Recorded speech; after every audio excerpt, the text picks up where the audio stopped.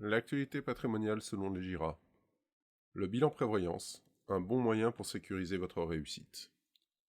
Le temps passe. Vous avez réussi à créer une belle situation qui repose sur un critère fondamental, votre état de santé. Parce que cela n'arrive pas qu'aux autres, il est important de connaître le niveau de protection sociale dont vous disposez en cas d'accident de la vie. Le bilan prévoyance sert à vous éclairer sur le sujet. Qu'est-ce qu'un bilan prévoyance ?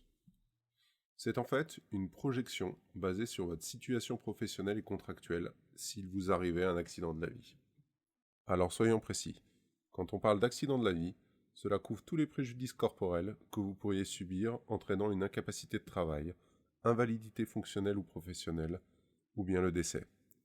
L'objectif est de vous apporter un regard critique d'un professionnel du patrimoine sur les régimes de prévoyance obligatoires et facultatifs que vous avez mis en place. Cette analyse se décompose en 3 étapes. La première, recenser les couvertures dont vous disposez en termes de décès, incapacité de travail et invalidité. La seconde partie consiste à analyser les seuils de déclenchement et critères d'exclusion prévus au régime obligatoire ainsi que de vos contrats de prévoyance. Et enfin, vous pourrez connaître les prestations que vous toucheriez en fonction des risques survenus, notamment dans le cadre de l'invalidité partielle. À l'issue de ce bilan prévoyance, vous trouverez le regard de spécialistes pour vous aider à mettre en place la couverture adaptée à votre situation. Alors me direz-vous, à qui s'adresse ce bilan prévoyance ? Eh bien, il s'adresse prioritairement aux professions libérales, travailleurs non salariés et mandataires sociaux. Si vous êtes dans ce cas, vous apercevrez très vite que vos salariés, si vous en avez, sont beaucoup mieux couverts que vous. En effet, la prévoyance collective est obligatoire pour ses collaborateurs, mais ne comprend pas nécessairement la couverture du dirigeant. Sans disposition particulière de votre part, vous n'aurez comme seule couverture en termes de prévoyance celle des régimes obligatoires de sécurité sociale dont vous dépendrez. Je préfère autant vous dire tout de suite que sur certains risques, ce n'est pas grand-chose. Il est intéressant de mettre en place un contrat de prévoyance pour les professionnels ou mandataires sociaux, car ces contrats peuvent aussi bien couvrir la perte de revenus professionnels, tout comme les dividendes perçus, ainsi que le montant des frais professionnels inhérents à la poursuite de l'activité. Elle s'adresse aussi à des salariés dans des situations patrimoniales spécifiques, profession à risque, présence d'enfants mineurs, foyer où seulement l'un des deux exerce une situation professionnelle. Normalement, à chaque changement de situation, fluctuation de revenus, naissance d'un nouvel enfant, séparation, il est important de refaire un bilan pour savoir si vos couvertures restent toujours adaptées.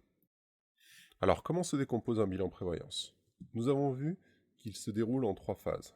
Un état des lieux de risques couverts, une analyse des seuils de déclenchement et délais de carence, ainsi qu'un calcul des prestations en cas de préjudice. Les préconisations. Cette étape s'appuie sur le niveau de couverture dont vous disposez actuellement. En fonction de votre situation, il vous sera proposé plusieurs solutions afin d'être les plus compétitives en termes de tarifs. La particularité d'un courtier en assurance est de pouvoir vous proposer un large choix de solutions auprès de plusieurs compagnies. Mais surtout, mixer ces solutions de prévoyance avec d'autres solutions de protection financière. Cela vous permet de continuer à faire face à vos besoins le jour où vous ne pourrez plus être couvert par un contrat de prévoyance. Car ce jour, malheureusement, arrivera pour une question de limite d'âge.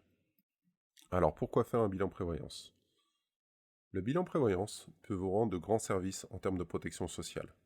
Trop souvent, on a l'habitude d'assurer uniquement ce qui est obligatoire. La voiture, la maison, l'assurance scolaire des enfants. Et pourtant, quoi de plus important que de sécuriser ses revenus en cas d'accident de la vie grave ? Qu'adviendra-t-il de vous ou vos proches si vous n'avez plus la possibilité du jour au lendemain de travailler ?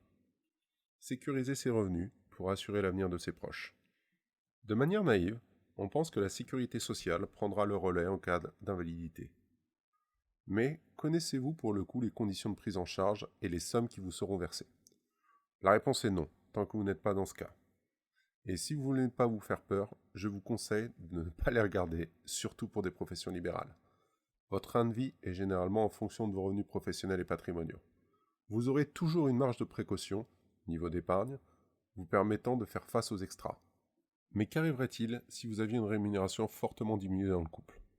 Pourriez-vous vous adapter sur les dépenses du quotidien, notamment en termes de scolarité et d'éducation, sans compter les frais supplémentaires que pourrait comporter l'adaptation de votre quotidien à votre nouvel handicap ? Parce que tous les contrats de prévoyance ne se ressemblent pas. Contrairement aux idées reçues, tous les contrats de prévoyance ne se valent pas sur le marché. Et je ne parle pas uniquement du prix, qui est souvent un très bon indicateur du niveau de couverture dont vous disposez. Il est important d'analyser finement le niveau de couverture, surtout plus votre niveau de rémunération est élevé. Tous les contrats ne se valent pas, notamment concernant la couverture invalidité. C'est de loin ce qui vous coûte le plus cher à un assureur en termes de couverture. Pour cette raison, vous trouverez des assureurs indélicats qui mettront des seuils de déclenchement alambiqués, grilles croisées d'invalidité fonctionnelle et professionnelle, pour limiter le versement d'une prestation éventuelle. D'un assureur à un autre, vous pourrez avoir pour un même risque des conditions de prise en charge très variées.